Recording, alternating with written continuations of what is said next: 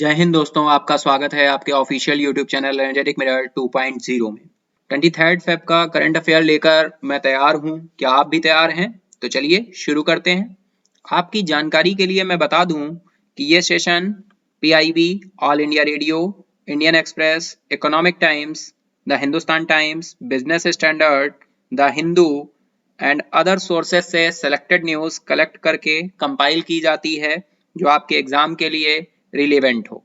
तो चलिए स्टार्ट करते हैं आज के इंस्पिरेशनल कोट से। जीत और हार आपकी सोच पर निर्भर करती है। मान लो तो हार होगी और ठान लो तो जीत होगी। जैसा कि आप सभी को पता है, सेशन में MCQ डिस्कस होते हैं। रिसेंटली न्यूज से MCQ फ्रेम किए जाते हैं, उनका डिस्कशन होता है। देन करंट न्यूज का डिस्कशन होता है।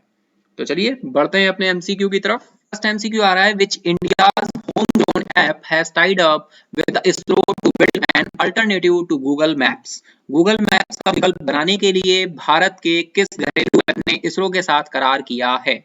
Option are map direction, live earth, GPS map, map my India.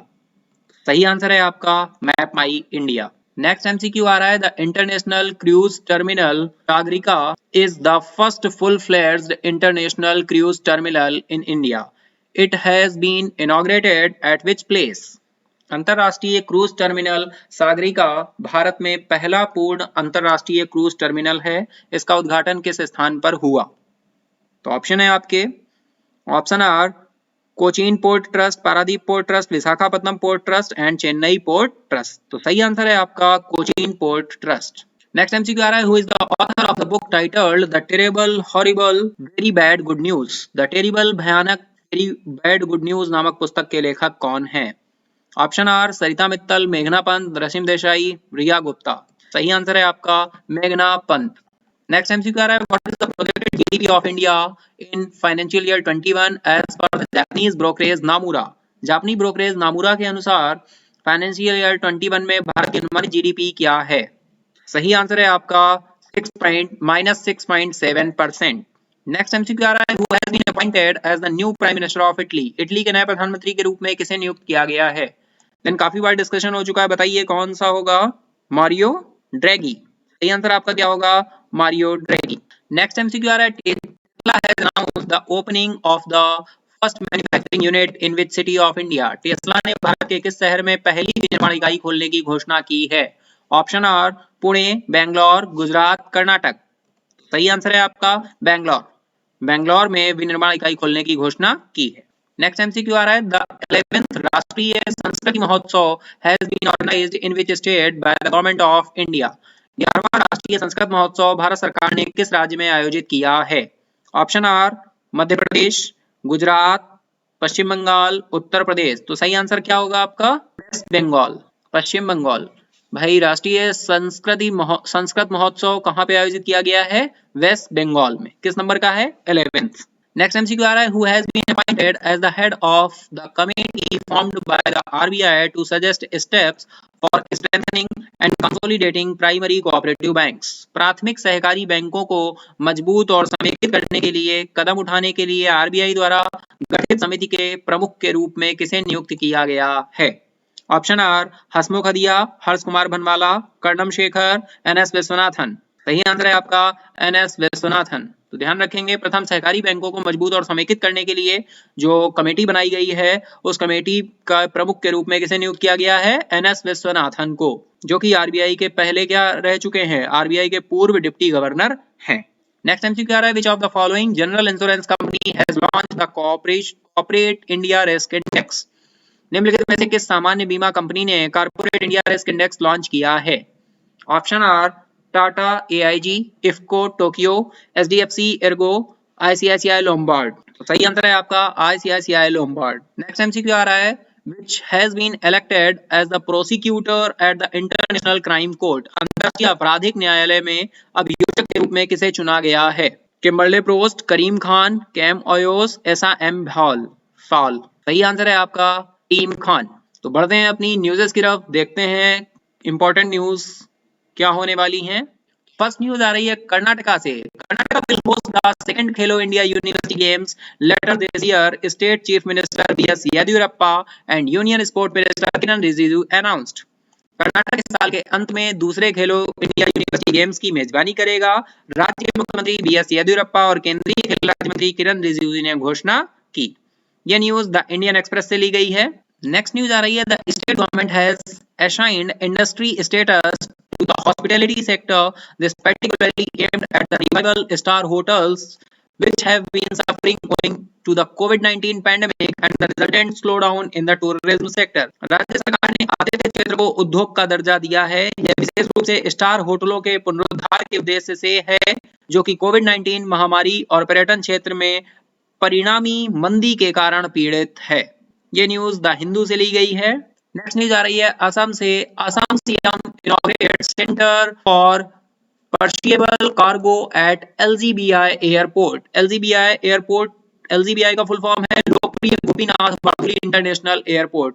A consignment of green vegetables of about 600 kg was also flagged off by the Chief Minister on this occasion. The perishable cargo terminal has been developed by AIDC, Assam Industrial Development Corporation Limited, acting as a nodal agency for the export of perishable cargo through air transport.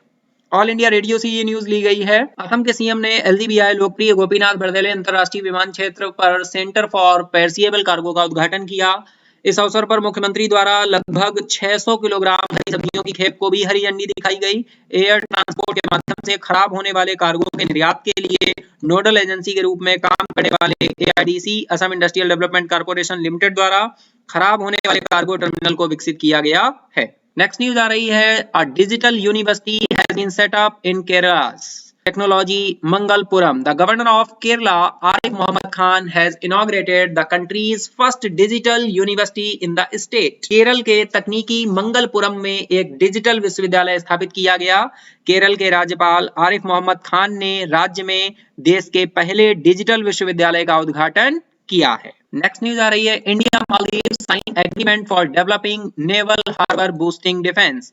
India extended a $50 million line of credit to the Maldives for defense project, and the two countries signed an agreement to develop and maintain a key naval facility for the armed forces of the Indian Ocean Archipelago.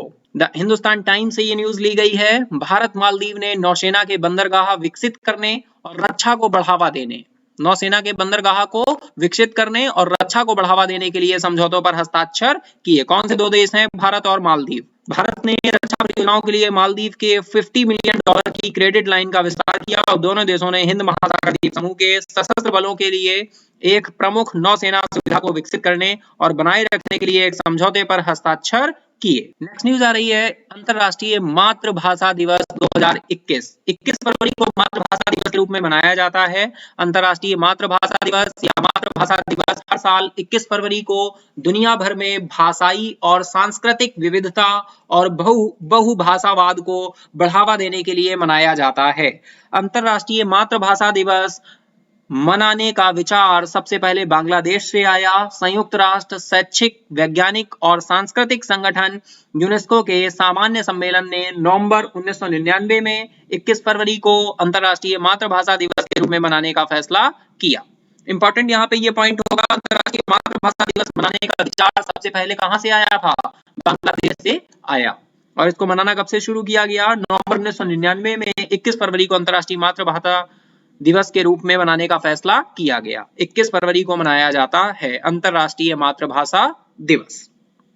International mother language day 21 Feb 21 celebrated as मातृभाषा दिवस। International mother language day और मातृभाषा दिवस is observed every year on 21st Feb to promote linguistic and cultural diversity and multilingualism around the world. The idea to celebrate International Mother Language Day first came from Bangladesh. The General Conference of the United Nations Educational, Scientific and Cultural Organization UNESCO decided to celebrate 21st Feb as International Mother Language Day in November 1999. Next news आ रही है उत्तराखंड से। The Uttarakhand government has put forward an ordinance providing the co-ownership right to women in the ancestral property of their husbands. The ordinance was put forward in the backdrop of large-scale migration of men from hill areas of the state to look for livelihood. It was passed with the aim of providing financial independence. Uttarakhand सरकार ने अपने पति की पैतृक संपत्ति में महिलाओं को सह स्वामित्व अधिकार प्रदान करने वाले अध्यादेश को आगे बढ़ाया है। राज्य के पहाड़ी क्षेत्रों से आजीविका की तलाश के लिए बड़े पैमाने पर प्रवासियों की पृष्ठभूमि में अध्यादेश को आगे रखा गया था। इसे वित्तीय स्वतंत्रता प्रदान करने के उद्देश्य से पारित किया गया है। तो ध्यान रखेंगे, पति की पैतृक संपत्ति में महिलाओं के सह स्वामित्व अधिकार प्रदान करने वाले अध्यादेश को आगे बढ़ाया गया है। किस राज्य में? उत्तराखंड राज्य के द्वारा। नेक्स्ट न्यूज आ रही है, Indian naval ship arrived at Abu Dhabi in the United Arab Emirates, संयुक्त अरब अमीरात। The vessel will participate in the NAVDAX 2021 and IDEX 2021 scheduled to take place from February 10, 20 to Feb 25। NAVDAX, IDEX ध्यान रखेंगे, naval अभ्यास हैं किन दो देशों के बीच? India and UAE। The Ministry of Defence said the participations of INS Pralay in NAVDAX 21, IDEX 21 highlight the strong bilateral relationships shared by India and the UAE, one of the world's most prominent annual naval defense and maritime security exhibition. NAVDAX is held alongside IDEX. India today से ये news ली गई है। भारतीय नौसेना का जहाज प्रलय संयुक्त अरब अमीरात के अबू धाबी पहुंचा। 20 फरवरी से 25 फरवरी तक होने वाले NAVDAX 2021 और IDEX 2021 में भाग लेगा। रक्षा मंत्रालय ने कहा कि NAVDAX 2021 और IDEX 21 में INS प्रलय की भागीदारी भारत और UAE द्वारा साझा किए गए मजबूत द्विपक्षीय संबंधों पर प्रकाश डालती है। दुनिया की सबसे प्रमुख वार्षिक नौसेना रक्षा और समुद्री सुरक्षा प्रदर्शनियों में से एक NAVDAX और IDEX के साथ आयोजित किया जाता है। नेक्स्ट न्यूज आ रही है, Australian Open, Naomi Osaka left women's title defeating Jennifer Brady. Japan की है Naomi Osaka commented her place as the outstanding star of the women's single game by beating American Jennifer Brady in the Australian Open final to win her fourth Grand Slam title। Fourth grand slam title है इनका। Australian open में Naomi Osaka ने Jennifer Brady को हराकर महिला खिताब जीता। Japan की नाओमी ओसाका ने अपना चौथा ग्रैंड स्लैम खिताब जीतने के लिए ऑस्ट्रेलियन ओपन के फाइनल में अमेरिकी जेनिफर ब्रैडी को हराकर महिला एकल खेल के उत्कृष्ट सितारे के रूप में अपनी जगह बनाई। तो ध्यान रखेंगे, ऑस्ट्रेलियन ओपन में नाओमी ओसाका ने, जो कि जापान की हैं, जेनिफर ब्रैडी को हराकर, जो कि अमेरिका की हैं, ऑस्ट्रेलियन ओपन का खिताब अपने नाम किया। नेक्स्ट न्यूज आ रही है, Novak Djokovic beats Daniel Medvedev to win record-setting 9th Australian Open title. Djokovic 18th Grand Slam title win, and he is now too short of equaling his big three rivals Rafael Nadal and Roger Federer record of the most number of slam wins. Both Nadal and Federer are tied at top with 20 slams so far. The Hindustan times से ये news ली गई है। Novak जोकोविच ने Daniel Medvedev को हराकर record प्रसार 9वां Australian open खिताब जीता। नोवाक जोकोविच ने रिकॉर्ड 9वीं ऑस्ट्रेलियन ओपन पुरुष एकल खिताब जीता। यह जोकोविच की 18वीं ग्रैंड स्लैम खिताब जीत है और वह अब अपने बिग थ्री प्रतिद्वंदियों राफेल नडाल और रोजर फेडरर के सबसे अधिक स्लैम जीत के रिकॉर्ड की बराबरी करने में 2 की कमी है। नडाल और फेडरर दोनों अब तक 20 स्लैम के साथ शीर्ष पर बने हुए हैं और जोकोविच 18th पर पहुंच गए हैं, यानी कि 2 कदम दूर हैं। नोवाक जोकोविच किस कंट्री से बिलोंग करते हैं? सर्बिया से। सर्बिया के हैं नोवाक जोकोविच। लेकिन डेनियल मेदवेदेव जिनको हराया है, ये किस कंट्री से बिलोंग करते हैं, ये आपको कमेंट बॉक्स में बताना है। देखिए, कभी-कभी डायरेक्टली क्वेश्चन इस तरह से फ्रेम होता है कि सर्बिया की नोवाक जोकोविच ने ऑस्ट्रेलियन ओपन डेनियल मेदवेदेव को हराकर जीता। डेनियल मेदवेदेव किस देश से बिलोंग करते हैं?